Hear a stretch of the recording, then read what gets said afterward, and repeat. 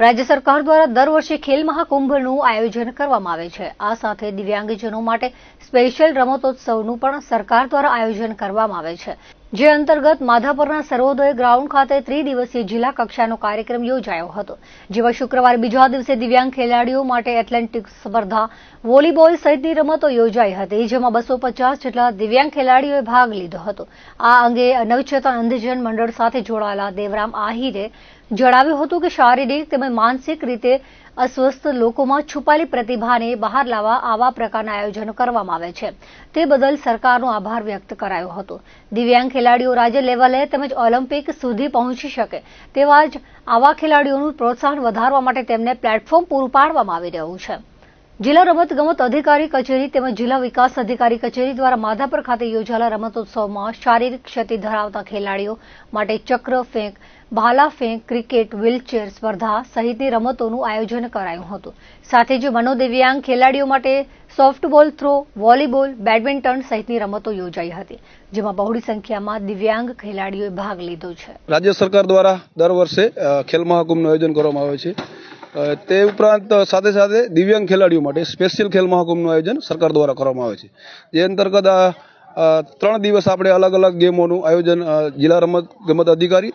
કચેરી અને જિલ્લા રમત વિકાસ અધિકારીની કચેરી દ્વારા રમતગમતનું આયોજન કરવામાં આવેલ છે, જે અંતર્ગત ગઈકાલે આપણે કચ્છ જિલ્લાના ક્રિકેટનું આયોજન કરવામાં આવ્યું હતું અને આજે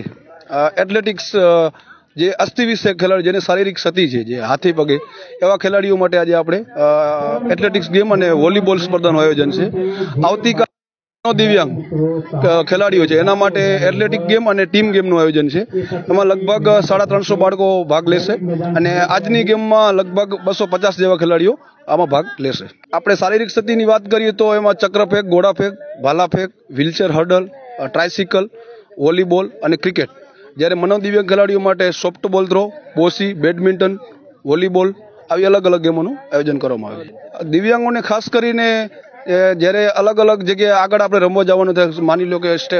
રાજ્ય લેવલે છે, નેશનલ લેવલે, ઇન્ટરનેશનલ લેવલે, એના માટે જવા માટે આપણે ઘણી વખત પ્લેટફોર્મની જરૂર પડતી હોય, તો રાજ્ય સરકારનું આ એક અભિગમ છે કે ખેલ મહાકુંભ દ્વારા ખેલાડીઓને એક પ્રોત્સાહન પણ મળે,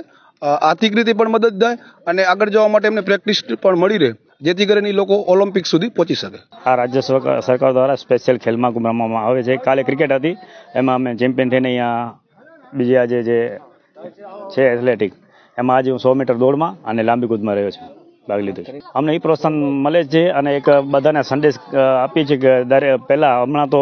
મોદી સાહેબે એક નવું નામ આપ્યું છે 2011થી કે વિકલાંગને દિવ્યાંગ કહે છે, એ તો મોદી સાહેબે સાબિત કર્યો છે કે તમારો એક દિવ્યાંગ છે, પણ અમે પણ વિકલાંગોને કહેવા માંગીએ છીએ અને એક સંદેશો મોકલીએ છીએ, ભાઈ અમે બધું કરી શકીએ છીએ, જે નોર્મલ લોકો જે કરી શકે છે, સામાન્ય માણસો અમે કરી શકીએ છીએ અને સાબિત કરીએ છીએ ગ્રાઉન્ડ ઉપર, ક્રિકેટ લેવલ હોય, કોઈ પણ મેદાન હોય, અમે કરી બતાવીએ છીએ કે ના